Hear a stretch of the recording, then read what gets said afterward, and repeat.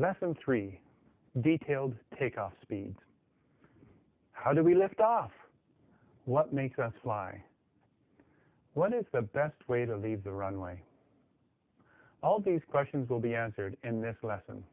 Let's start with the simple theory of flight. To produce lift, our plane has to travel fast enough to produce enough lift. This theory of flight is used in many things. Our propeller uses the same theory. It produces lift horizontally, called thrust. Sailboats use the same theory. Helicopters use the same theory to produce lift straight up. Even our household fan uses the same theory, although it doesn't have wheels, so it stays there. It doesn't have wings either. So the theory of flight.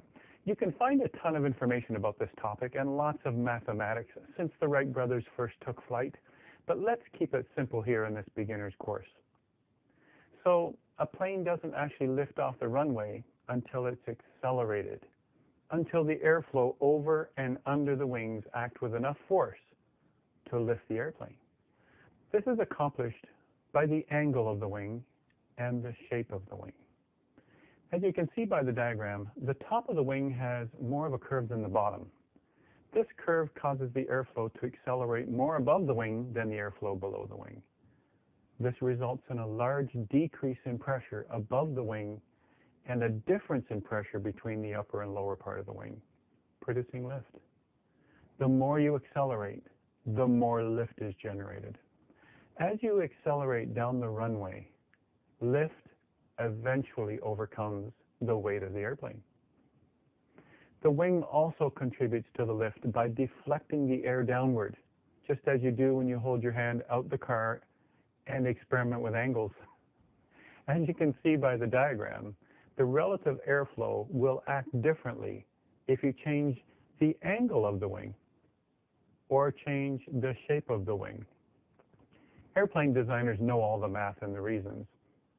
Now here's the most important part for you and I. We need to accelerate the airplane to become airborne before we run out of runway, and then stay above the minimum speed to keep the airplane flying. It's sort of like a gamble. We expect to be airborne by the time we reach the end of the runway. Have you ever flown a commercial flight out of New York's LaGuardia with water all around, barreling down the runway at 150 knots? How about Meigs Airport in Chicago? Well, before the mayor shut it down. Water all around, just like Toronto Island Airport. Well, it makes for exciting stories, don't you think? If the airspeed is allowed to drop too low, the airflow over the wings won't be enough to sustain flight, and the wing is said to have stalled. This stall is not the same as a car engine stall.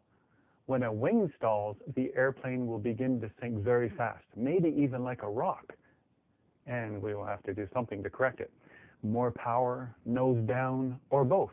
This is why we want to get as much height above the ground after takeoff as possible. If we ever had a stall, we could lower the nose and gain more speed, if we have enough altitude to do that.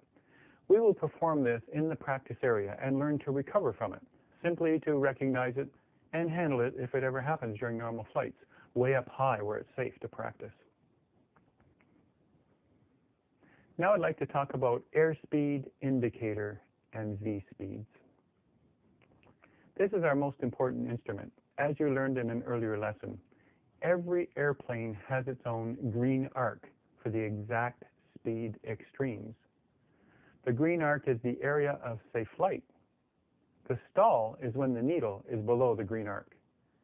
Depending on the model of the Cessna 172, well, we will use 51 knots. This stall speed is denoted as VS. Think of the S meaning stall, VS equals 51 knots. Now the V speeds should be committed to memory. And an easy way to remember them is that V could stand for velocity. Although it comes from a French word, we'll use it for the word velocity. We will learn only a few more V speeds. This is the beginner course. We never want to get to the VS speed or the stall speed unless we have flaps. Or we are touching down on the runway and we need to bleed off the speed. So this speed is important to know and it's important to avoid. unless we're actually touching down on the runway. With flaps down, we can go as slow as the lower end of the white arc, called the VSO, of 41 knots. VSO. Think of VSO as stall with flaps out, S and O. The slower we touch down, the less runway we need, and the easier it is to stop. Well, not to mention the less wear and tear on the airplane. So we will practice landing with full flaps and partial flaps. In the intermediate course, we handle performance maneuvers, and a no-flap landing will be covered there. Well, because we have rudder pedals to assist in slipping to the runway. So on our takeoff run, we start at the numbers, and we have 4,000 feet of runway on 08 or 26. That is plenty for our little plane. But during our first flight, some of you needed the whole runway and jumped off the runway at the last minute before the water. That's because we hoped that it would fly itself off the runway with enough speed. Now we will learn when it's time to rotate and what speed we should climb at. Let's start with rotate speed, VR 55 knots. Now this will help get you off the runway correctly and on time.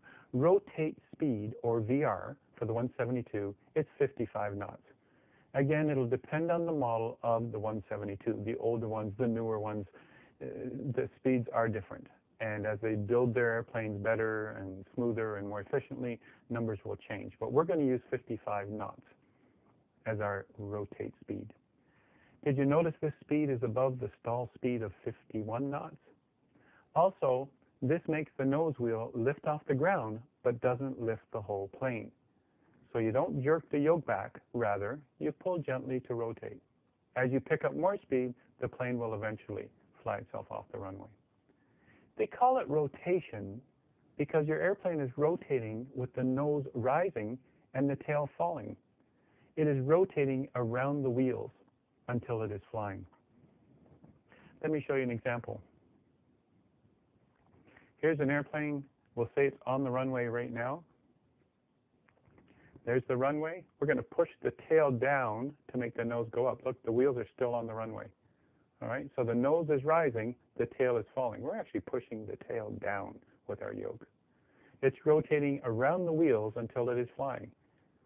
When you pull the yoke back a little, you're pushing the tail down so the nose of the plane has to rise. The main wheels are still on the ground. The nose wheel has lifted.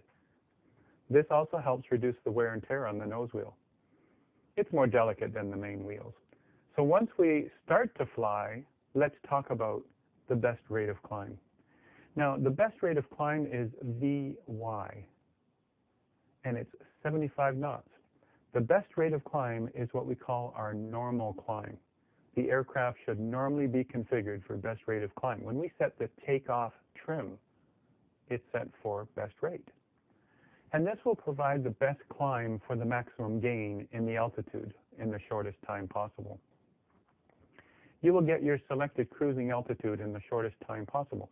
So after takeoff, you want to gain the maximum height above the ground as fast as possible. In the beginner course, our checklist says between 70 and 80. Okay, stay in that range. We don't have to be precise yet. We get more precise with practice, and we get more precise in the next course. This also helps cool the engine while under full throttle and helps your passengers as you climb gracefully. That's important if you happen to have passengers. In the simulator, of course, we're just practicing. Best angle of climb is next. What's that all about? VX, 60 knots. Occasionally, it may be necessary to gain the maximum altitude possible over the shortest distance on the ground. Okay, it won't be that fast. To achieve this, the pilot would use the best angle of climb, or VX, meaning we're going to go steeper to get up faster. This would be applicable if you needed to clear an obstacle or an obstruction on the ground shortly after takeoff, like a tree at the end of the runway, as there are in a lot of the smaller airstrips that I've flown into and out of. The pilot would configure the aircraft for the best angle of climb to gain the maximum altitude possible before reaching that obstacle. Well, like a tree. The tree is not going to move. Then they could drop the nose a little and establish VY, normal rate of climb, and normal engine cooling, and a more comfortable climb. You should warn your passengers, as some will find it uncomfortable. When you go up that fast, their ears will pop and they might find it a little discerning. It also isn't the best speed for cooling the engine, so it's good for obstacle clearance. Okay, so that's a lot of V's in one lesson. Commit to memory.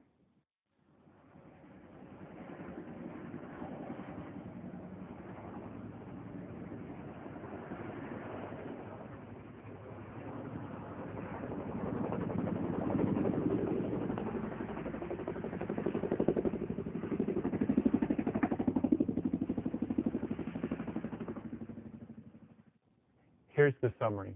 As we accelerate down the runway, we need to be above the stall speed just to lift off, above 51 knots. As the airspeed indicator approaches 55 knots, we offer the nose to the wind by gently pulling back and see the view out the window change as we rotate. Now we will see more of a climbing attitude.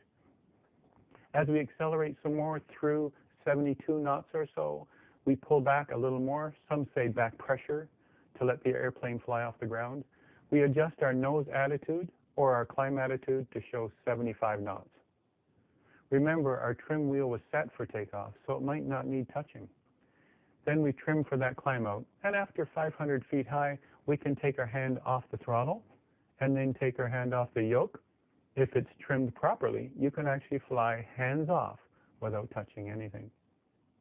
We're heading for our 2,500 feet and level off. Remember, APT. But for now, we get out of the airspace control zone, and then we level off and take it from there. But now it's your turn. Let's work on the 3 areas that you need to work on. We'll make a nice summary here. Accelerate, rotate, best rate. Don't forget to reset and try again. This takes practice.